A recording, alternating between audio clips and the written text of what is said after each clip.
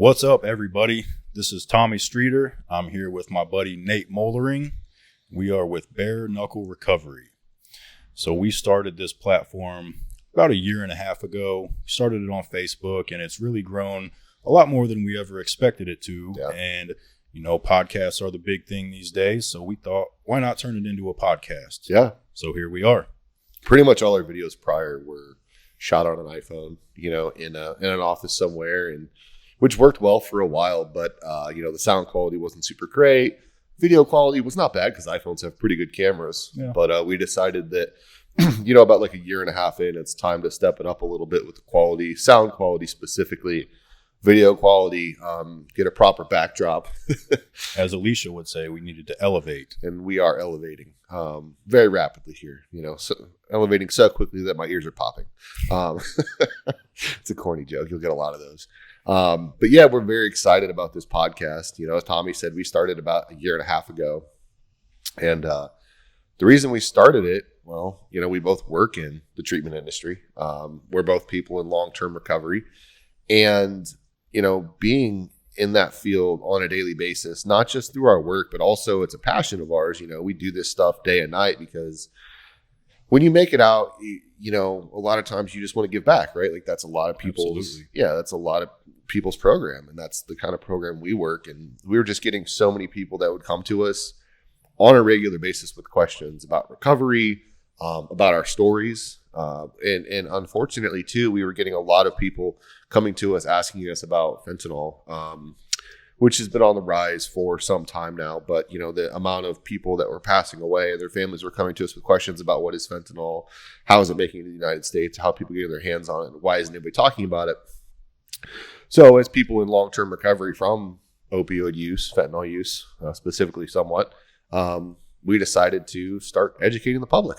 Yeah, and that was really what prompted it. 100%. A meeting that we had with someone who we will hope to have as a guest one day. Absolutely. Teresa. She, like I said, hopefully we'll have her on here one day so she can share her story. But we met with her, I think a few weeks after she unfortunately lost her son to a fentanyl overdose. And she came to us and she said, she saw this toxicology report and it said fentanyl on it. And she had no idea what that was. And that was not the first or the last time. Within probably a span of a month or two that we had multiple families reaching out to us saying the same exact thing. And that's really what prompted us to make, I think, the first video that we ever did make. And that's when we addressed, what is fentanyl? Why is there so much of it around here? It was in everything and this and that. So that's something that you'll hear us talk a lot more about. But ultimately, that is why Bare Knuckle Recovery was started. We didn't have a name for it yet when we made that first video. It took us some time to come up with a name that we both agreed on and liked. But Bare Knuckle Recovery was actually Nate's idea because which I agree with, we kind of look at addiction as, it's a bare knuckle brawl, with yourself, with the disease. Yep. So that's really where the name came from. Yeah. And then, so that's where, why and where Bare Knuckle Recovery came from. And then we also thought, since this is, we've made a lot of videos where we've talked about ourselves and a little bit about our story, not something that we focus on a lot, but every topic we talk about, we can relate to on a personal level, whether it be us or our families, what they went through during our active addiction. But we just thought, since this is the first podcast that we're doing, it's going to be on some new platforms, we would share a little bit about our own stories as well. So I'll let Nate go first and tell you a little bit about himself. Yeah, and I mean, when we were going through our struggles, there was nothing like this.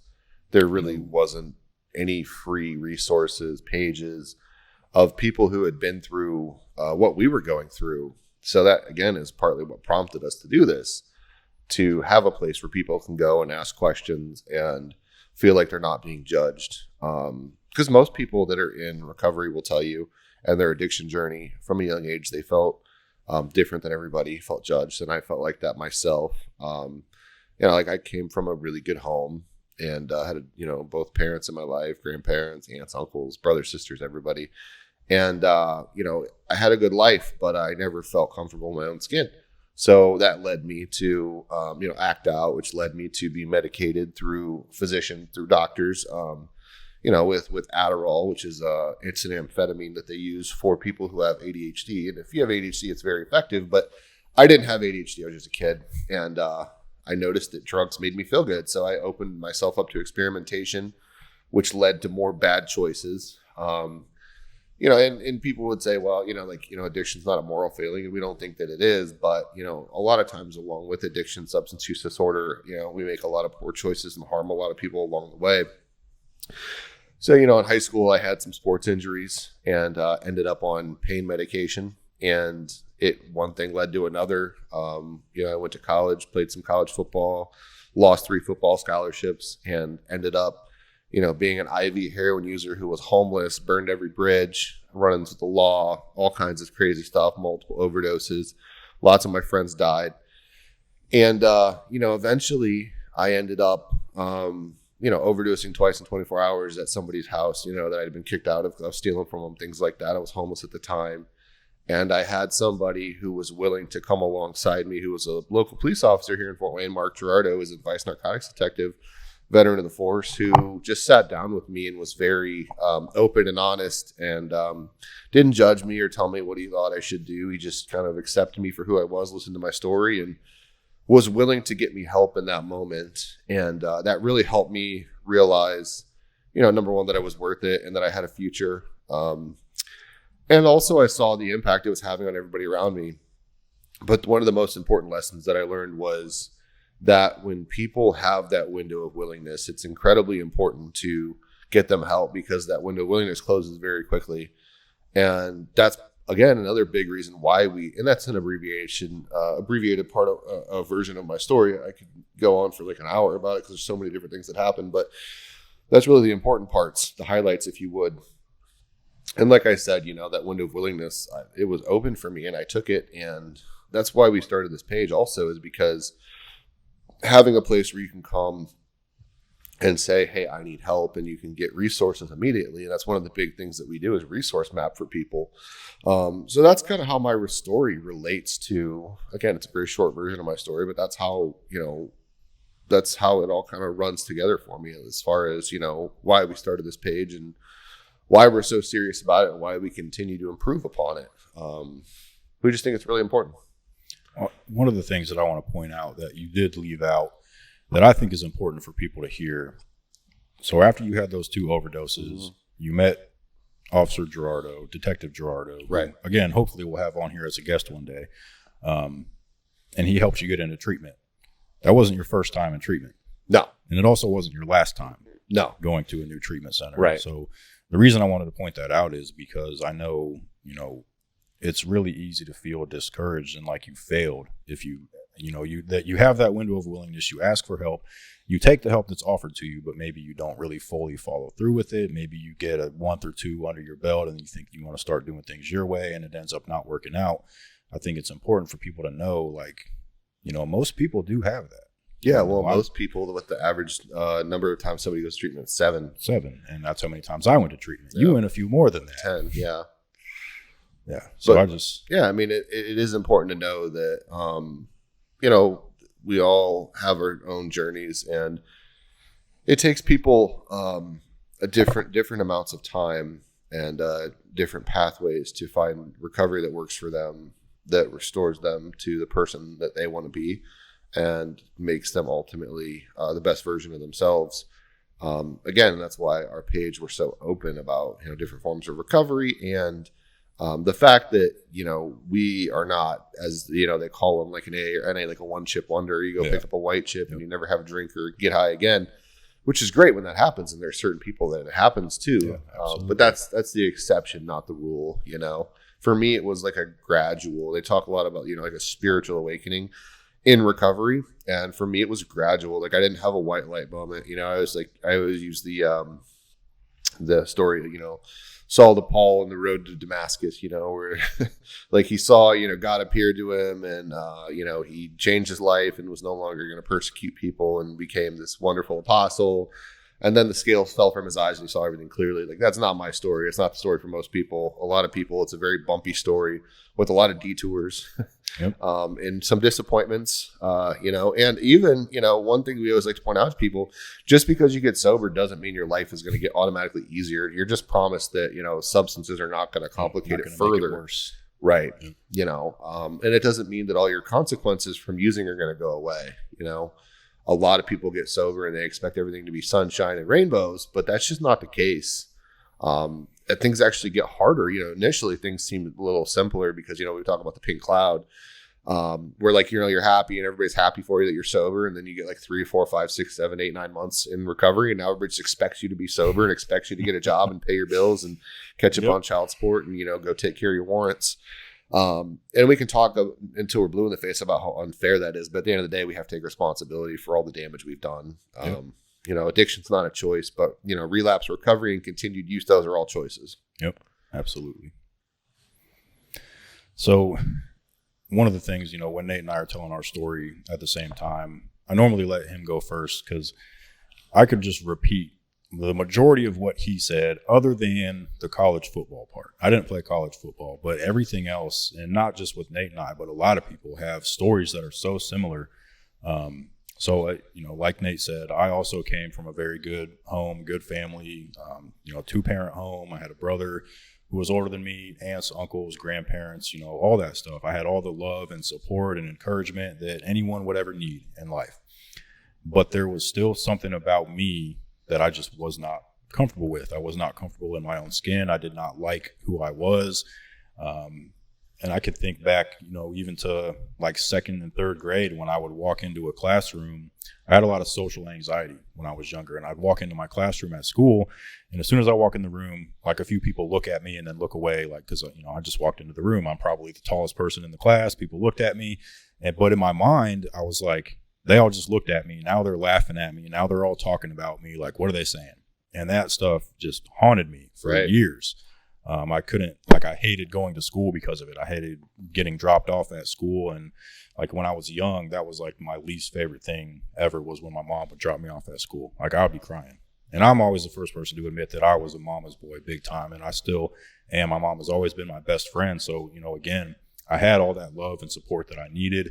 I didn't really go through any really traumatic experiences as a child either. I know you didn't either, Nate, but I also had, you know, along with that social anxiety, some depression, and I had a very low self-esteem. I had no confidence in myself. And although, you know, I played basketball and ran track and played football in high school, and I was the quarterback of the football team. And so I was what, you know, some people would have called one of the popular kids, but I still had all of that, like my terrible self-esteem. So, you know, I had all these people that liked me and wanted to be around me and wanted to be my friend, but I just could not understand why. Right.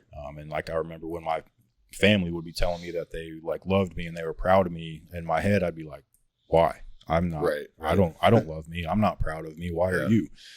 So the day that all of that, you know, I found a way to self-medicate with that. I was 12 years old and was hanging out with some people that were older than me, and they were smoking weed, and somebody offered it to me. And I was like, well, I mean, why not?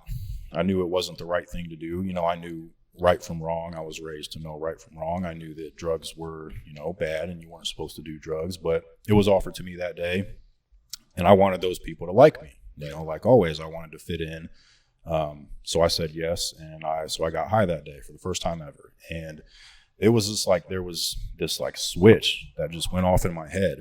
And it was like, this is what I thought normal people felt like all the time. All those voices in my head and, you know, the negativity and the low self-esteem and the social anxiety, like all that stuff went away for a little bit. And then, of course, once it wore off, all that stuff came back. So I just started to chase that feeling. Yeah. And it led to, you know, getting high more and more and more. By the time I was a freshman in high school, I was getting high before school every single day. And it took more to feel that same feeling, right? Oh, absolutely. And it made the feelings of worthlessness worse, right? Absolutely. Yeah. Within like a month, I was smoking way more than I ever thought I was going to.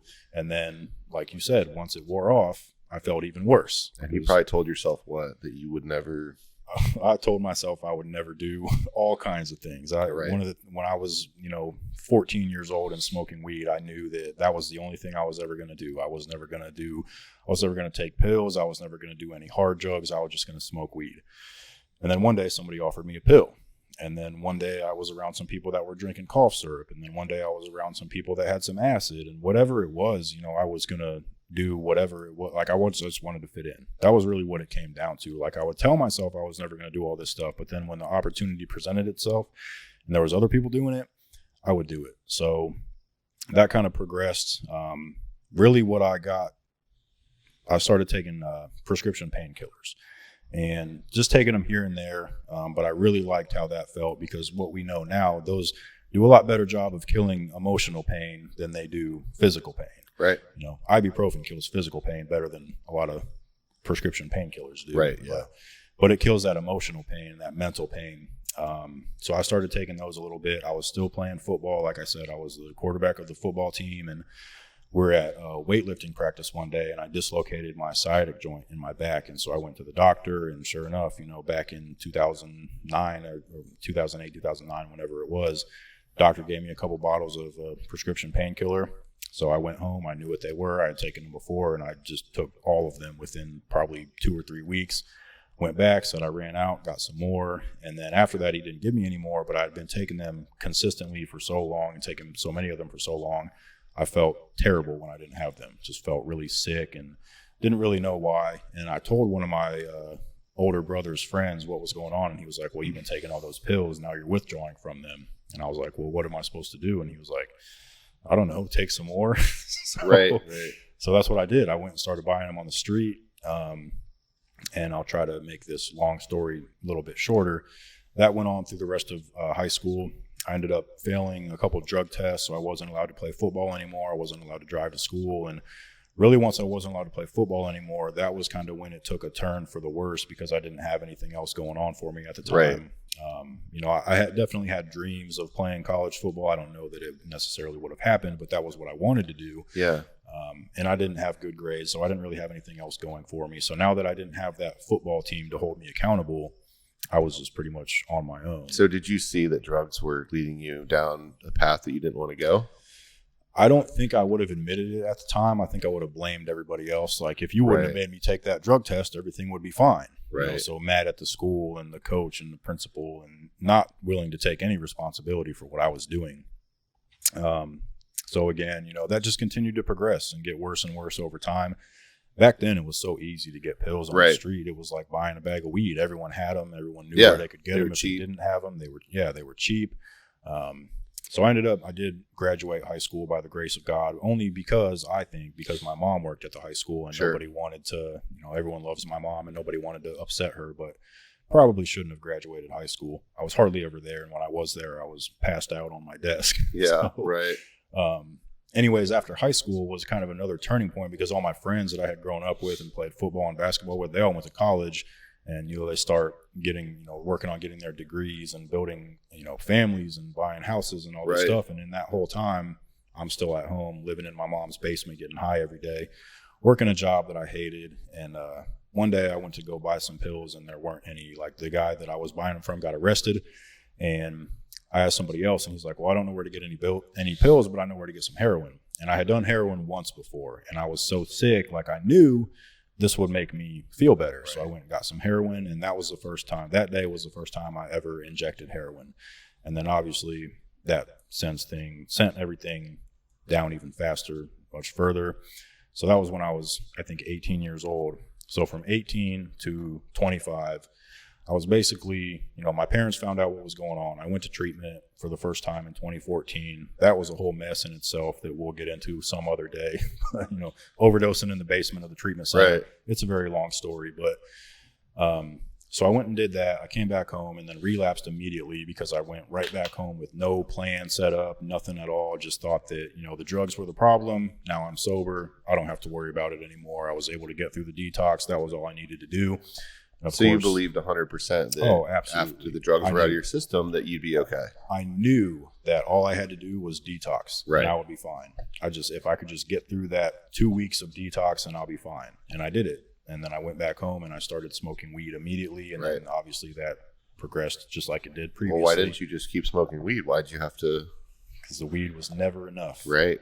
There's no way to quiet, once you start feeding your addiction for me, once I start feeding it something small, there's no way to quiet it. My brain will never forget what it feels like to do heroin. And so when I'm smoking weed, it's like, yeah, this is cool, but it's not heroin. when it would be even cooler, it would feel a lot better. Right. So that ended up happening. I'd get kicked out of my mom and dad's house because they weren't going to let me do heroin in their house. Thank God. Right. And there was that over and over again, 7 times. I would go to treatment. I would come home. I would relapse. I would get kicked out. I would be homeless.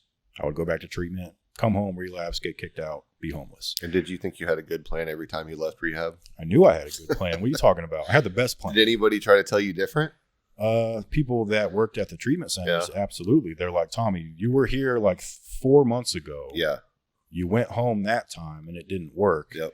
And then a few months later, it was the same thing. And it was like, why don't you try something new? So one time I moved into a sober living home. But, when you're in a sober living home or a halfway house or anything like that, you're with other people that are going through the same thing. They're in very early recovery as well. They're trying to work on themselves. Yeah. There's normally kind of 2 groups of people there. There's the people that are doing the right thing and there's the people that are doing the wrong thing. And it's up to you to decide who you're going to spend your time with. Right. I was one of the people that was leading the people that were doing the wrong thing. Right. So that didn't work out for me either. But I think the last time, it was in March of 2018. I had been living in my car for a while. And so for the last, 7 years, I had basically been homeless more than I wasn't. I was always starving because, like I always say, if I got $20 and I'm starving, I'm not buying $15 worth of heroin and $5 worth of food. I'm not buying a $19, not that anyone would sell a $19 bag of heroin, but No, if they would, not, yeah. if they would have, I wouldn't have bought it. So I could buy a McDouble or a McChicken. I was going to buy heroin every single time. And again, this is something that we will talk about in the future, the science of addiction and what it does to your brain and how it puts those drugs and alcohol above food and water and love and shelter and sex and all that other stuff. We'll get into that stuff later. Well, there's people listening and they probably wonder, like, did you ever try just stopping? Why didn't you just stop it? If all these bad things were happening, why didn't you just stop? So the first time that I went to my dad, and so I didn't go to him, he stopped me in the kitchen one day. I had gotten arrested twice in the last 3 months. I hadn't had a job for 6 months. For those of you that are watching on YouTube, I weigh 245 pounds right now. The day that my dad stopped me in the kitchen and asked me what the hell was wrong with me, I probably weighed 150. Yep. And so that just was not me normal, Right. 20 years old. So he was like, dude, you look terrible. Like, what is going on? So I told him, I kind of told him. I told him that I was addicted to prescription painkillers. I didn't tell him I was injecting heroin. Right. But that was the first thing he said. He's like, well, have you tried to stop? And I was like, dude, I've tried to stop 100 times. Tried to lock myself in my room, throw my phone away, everything. But once you start to feel sick, that illness, for anyone who's never experienced it, withdrawing from heroin, I've never gone through alcohol withdrawals like you have, but from heroin, it's like if you imagine the worst flu and cold and stomach flu that you've ever had and multiply it by, I don't know, 10, 20, 50, depending on the day. Right. It was terrible. And not only that, not just the physical part, but the mental part as well. Panic sets in. Yeah, absolutely. Anxiety. It just depression. It totally takes over your brain. Right. And no matter how hard you try to not think about it. And that was always my mindset, going out of treatment. I'm a man. I got myself into this. I should be able to get myself out of it. Mind over matter. I had so many friends that told me mind over matter. That made me so mad every single time I heard it, because I have always been I don't lack willpower. That's not the problem. So for every high, there's a low, and so I always explain to people, they talk a lot about, opioids create a sense of euphoria, which is an overwhelming sense of well-being, overwhelming sense of pleasure, happiness, all that good stuff, right? Well, for every high, there's a low. So the other side of that is dysphoria, which is an impending sense of doom, pain. So that's the hard part for most people. It's not the physical symptoms. Most people can make it through the physical symptoms. It's the mental depression and anxiety and dysphoria, just the utter mental torment that gets people going back to using the substance. And ultimately, that's why people go back to using the substance. And this is what we learned through our own journey and working with others, is the mental anguish far exceeds the physical pain that you go through, and it lasts much longer, for months and sometimes years. And that's why you see a person who potentially, like Tommy and I had multiple months, multiple times, and people would say, how in the hell after 4 months of being sober would you go back to doing something that led you to living in your car and basically dying on the floor. Well, it's because every day that person is living with crippling anxiety, crippling depression. Most people have some kind of co-occurring mental health disorder, and pouring drugs and alcohol on top of that for years makes it worse. Yep. And there's literally nothing the person can do to arrest that. But other than making lifestyle changes, but people with substance use, as you're seeing throughout our stories, we're big on quick fixes. We're big on feeling better now. Like addicts, we live in instant gratification. Well, we live and die by our feelings, I feel like going to rehab. I don't feel like going to rehab. I feel like being in detox. I don't feel like being in detox, and so we leave and I don't feel like getting high. Well, now I feel like getting high, so I got to go get high. We learn that our feelings are not facts. So just trying to put it in perspective for people who are listening, saying, well, these guys, why I don't understand why they didn't just stop, or why would you relapse? Well, until you've been there and you've experienced it. And I try to explain it as best I can for people in layman's terms, but it's very difficult to get people to understand that it's just not as simple as it would seem, Well, so I guess while we're talking about it now, let's just dive into it a little bit more. So, the 5 natural instincts that everybody has: food, water, love, shelter, and sex, right? That's what everybody has to have to survive.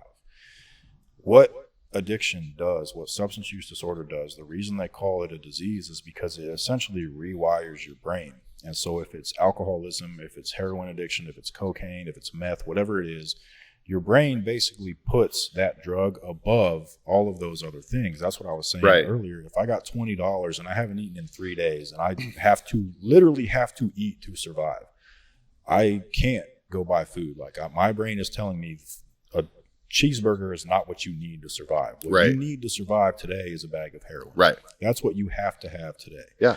All those neural pathways that it creates in your brain and makes it that it's so hard to get out of that.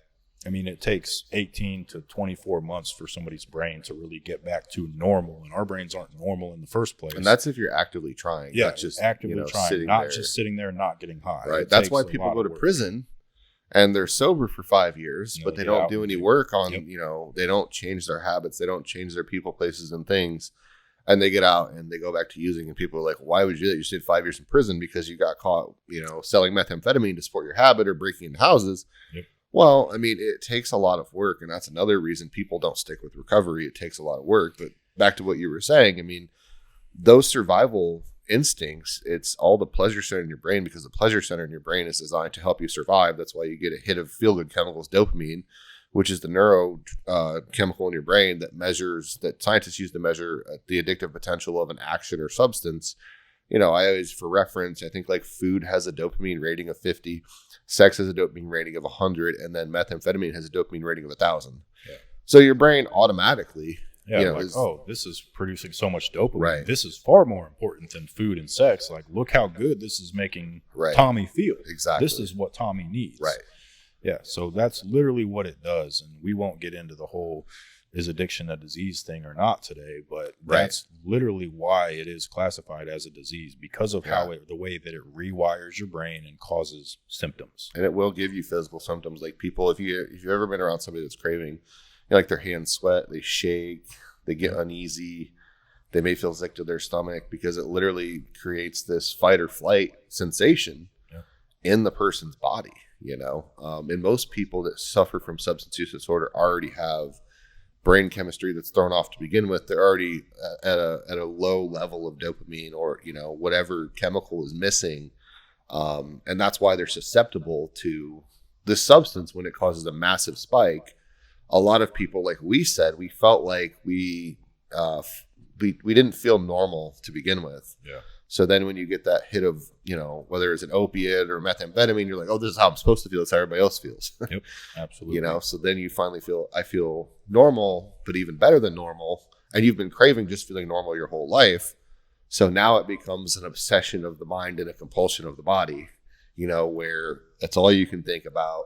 It's your whole day revolves around it. And, if you get close to it or it comes up and you really think about it, it starts to create a physical sensation within the body, which a lot of people just don't realize. And we'll get into that, in future podcasts. There's a bunch of science behind it. They've done research for years, and they're finally just beginning to understand the brain But that's why we use our story just as our stories as examples of these instances that we can relate to in regards to science and the medical community, so we can kind of not normalize it, but just really show examples of it actually playing out in real life and saying this is true. Not only does it match up with data, but also anecdotal.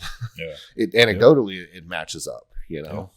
It's moral of the story: if you haven't tried meth or heroin, I wouldn't recommend it. No, I wouldn't either. And that's another thing is people are always like, well, you don't want to be a heroin addict, don't do heroin. Yeah, well, just don't do heroin. But listen, nobody starts doing heroin. That's the thing. Yeah, like I was, like I said, I was already so physically addicted to these painkillers that I was given from a doctor. And this is not an excuse. Like I had used them before I got them from a doctor. We take full responsibility for Yes, I do, 100%. I abused them before I got them from a doctor. But when I got all those, just bottles of them from a doctor, that did make it easier for me to abuse them. And then when I didn't have them anymore, I did continue to abuse them. So that's not the point that I'm trying to make. But the day that I could not get any of them and I was so sick, physically and mentally and emotionally freaking out, thinking that I had to have this to continue living today. Yeah. That was when I did heroin. I didn't just wake up one day and decide to go do heroin. No. Most people don't. No. I don't think I know anyone that did just wake up one day and decide to go do heroin. Well, and people talk a lot about gateway drugs, but honestly, we found that any drug can be a gateway drug, especially if you're, genetically predisposed to addiction. Nicotine can be a gateway drug, alcohol, marijuana. So people say, well, if you don't do drugs, you won't become an addict or a person with substance use disorder. Well, in order for us to completely get rid of it, then nobody would ever be able to experiment because they don't have a surefire way yet to be able to, when you're in the womb, where as soon as you're born, take some of your blood and say, yeah, you've got the addict gene, man, you're screwed. You better not ever have a drop of alcohol. So, I mean, that kind of blows that whole argument up right there. And people are like, well, if you don't do drugs, you won't be a drug addict. Well, then you should never have a drink of coffee or eat a piece of, sugary cupcake, because there's many forms of addiction. I think, drug addiction, substance use disorder is the one people focus on primarily because there's so much collateral damage from it, whether it's homicide, suicide, broken families. I mean, it's just the one you can see the most, real world visual representations of it on a daily basis. If you go to an area that's really struggling, which everyone's struggling with it now, but it's just more in your face with the consequences, where there's all kinds of other addictions out there that are wreaking just as much havoc, just more behind the scenes. Yeah. Food, gambling, sex, pornography. Definitely cause a lot of problems in families, but not so much in society. Right. That we see. Yeah, on the surface level, and a lot of people are cross addicted, certainly. And one thing we'll talk a lot about too, which we've talked about before, it's not really a popular topic apparently, but is like, when people get into recovery, when they don't do the work, so you either relapse or you transfer to a different addiction, right? Yep. We see a lot of people, we've worked with people who are heavily addicted to gambling, or food. They gain 200 pounds when they get sober. And, it's not to shame people, but it's to say that, if you don't take care of the underlying condition, the drugs are just a symptom of what's going on. Yep. It's going to eat you up one way or the other. And everybody struggles with it the rest of their lives, these underlying things that lead us to overuse substances. Like Tommy and I ourselves both have to, on a regular basis, make sure that we're doing the things that made us successful in our recovery in the first place. There's a lot of people, ultimately, they get lulled to sleep by the monotony of their recovery, and they're like, I got this.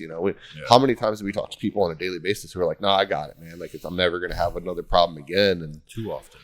It ends up being their undoing, at least, hopefully not permanently, but for at least a short period of time. So there's definitely a lot of good stuff we're going to cover on this podcast. But we kind of just want to do an intro to our stories. And well, let me finish mine. Oh, Tommy's got to finish his story. My story. So we did this before when we started your story. We do. I'm sorry. Oh, yeah, we did. That's why I abbreviated mine. I wanted to make sure you got all of it in. So it was, like I was saying, in March of 2018, I was living in a car at the time. It wasn't my car. I was living in a car, and I would always go up to South Bend to get my heroin. Yeah. I'm from Warsaw. There wasn't a whole lot of heroin in Warsaw, and the heroin in Warsaw City was very expensive. Pretty stepped on too. Oh yeah, definitely. So I would always go up there, and I had gotten to the point, there wasn't anybody in Warsaw that trusted me anymore to give me money and then go get them some heroin, because every time somebody did that, they didn't get their heroin. Ripped them off. Absolutely. I got pulled over and had to eat it, man. Sorry. Yeah, had to throw it out the window. The old excuse. Whatever happened. So I was pretty much on my own. I was kind of getting tired of, breaking into houses and stealing stuff. And so one day I decided that why not just go right to the source and try to steal it from them. So instead of stealing a TV and then going to a pawn shop for an hour and then getting way less than the TV is worth and then going up to South Bend, I'm just going to go try to start robbing people that already have the heroin right there for them. And my mindset in doing that was, I had known for a long time that I was a heroin addict and I was going to die a heroin addict. I assumed it would be from an overdose one day, but I knew that, if I'm robbing these guys, a lot of these guys carry guns and they probably don't like to be stolen from. So if I get shot trying to steal some heroin from somebody tomorrow, I don't have to worry about how I'm going to get heroin. Yeah. And this will all be over. Right. And if I do get away with it, then I've got some heroin until tomorrow. So that's basically what I resorted to. I did that for a little bit, not too long, because the last time I did it, it didn't work out very well. And I did end up getting shot. And long story short, about a week and a half after that, when I ran out of all the heroin that I had gotten from that guy, I ended up calling my aunt for the, 7th time to go back to a treatment center, and went back to this place down in Indy that I had been at on, I think, 2 or 3 occasions before that. Went back in there, went into the same room that I had been in before, and it had been probably 4 days since I had eaten anything. I hadn't drank any water because I was laying on the floor in this attic, kind of just, putting super glue on this hole that was in the back of my head and putting liquid skin on it, trying to stop it from bleeding. And you tried to overdose yourself, didn't you? I did. So my head got very infected, and I was just at the point, I was done. I was ready to die. And so I had enough heroin left that I thought I could either do a little bit now and a little bit later and get high twice, or I could just do it all right now and not wake up. So that's what I did. I did it all. That was at like 9 p.m., and I ended up waking up the next day at about noon. So I laid there that whole entire time, just fell face down, didn't really move. When I woke up, I was laying on my hands, and I couldn't feel my hands or like half of my arm just because there was no blood flow to them for so long. It hurt to take a breath. My lungs just hurt really bad. I couldn't see anything, like my vision was really blurry, and I just laid there for about 24 more hours, just really kind of just waiting to fall back asleep and die. That's what I thought was going to happen. Right.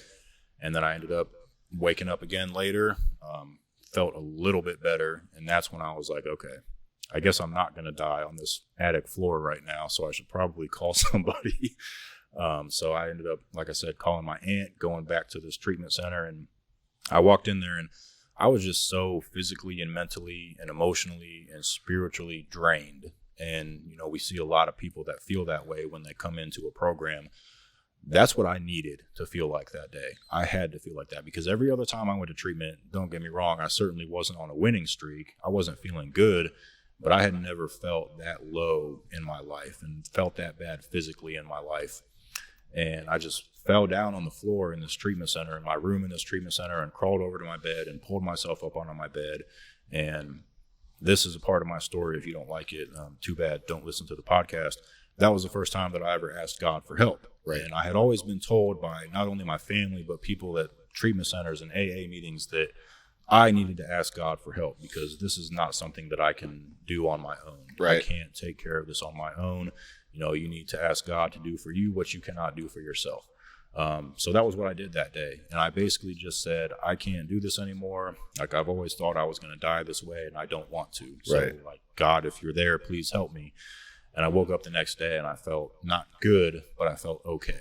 Like, I got up, and I ate, and it was really like this kind of spiritual experience for me. Like Nate said earlier, it wasn't like this big, like a bright light shined on me and all this and that, but it was just in my head. I was like, something happened last night. Yeah. And I've never felt like this before. Yeah. And I did something last night that I've never done before. And that was asking God for help. Yeah. So I continued to do that every single day. And that, I haven't gotten high again since that day. I haven't found it necessary to get high or get drunk since that day. Started working at a treatment center about 8 months later after I got certified as a peer recovery coach, which is actually where Nate and I met in peer recovery coach training back in like 2018. That's right. So, we've both been working in this field for about that long, and trying to just use our story to try to help other people somehow. I always tell people that, if we can help people before they have to go through the type of things that we went through, that's ultimately the goal. Nate's story is a lot worse than he explained, and he'll talk about it more in depth later on. But there's really no point to, you don't have to go through the hell that we went through in order to get sober. That whole rock bottom thing, that's a myth. There's no such thing as rock bottom. Your rock bottom you can choose what your rock bottom is. That's right. And, rock bottom always has a trap door. It can always get worse until you're dead. Yep. So, yeah. I mean, we'll talk more later about our stories in depth. And, I was so screwed up that my grandma started a nonprofit known as Remedy Live because she that's where we're at right now. Yeah. So, at least your grandma didn't have to start a nonprofit. My mom, with a friend of hers, started a group called the Mom of an Addict, which is here in Fort Wayne and Warsaw, and a lot of you are probably familiar with that if you're in this area. So, our families had to go start nonprofits because of us. So and I mean, we joke about it, but in no way do we think that our stories are funny or we don't take them lightly or think that we did something great by being people that struggled and did all these terrible things, and people started, good things came out of it ultimately. But in order to do what you want to do in life, you don't have to have a crippling heroin addiction to get shot in the back of the head. Please don't. It's not the way to go. No, there's a much easier way. Yeah, a lot of trauma and all kinds of crazy stuff has resulted out of it. But so that's kind of a short version of why we started Bare Knuckle and what we're going to be talking about. And next time we're going to be introducing some new members of the team. You guys know Tommy, me, Nate, and Alicia Wells and Nathan Rivers, but we're going to be introducing Zach Dawson and Jamie Case, and we're glad to have them as a part of the Bare Knuckle crew. Yep. And they'll be on, and they've got a lot of great stuff they're going to bring to the table. Awesome stories too, and they are just so excited to be helping people like we are. And, we always talk about that we don't save anybody's life. People save their own lives. We just try to help them find the door to walk through, and they got to do all the hard work. We don't really do anything other than try to give people options. So that's why we're here. Get them on the right path and encourage them. Educate, reduce stigma, raise awareness. That's it. That's all we can do. So. Yep. All right. Well, next episode will be recorded next week. Yep. So stay tuned, guys. We got a lot more content for you guys, like Nate was saying. So thank you, everyone, for listening. And, we look forward to next week. All right, guys. See you. 24 hours a day, texting 494949 connects you with a caring soul medic who's available to talk about whatever's on your mind.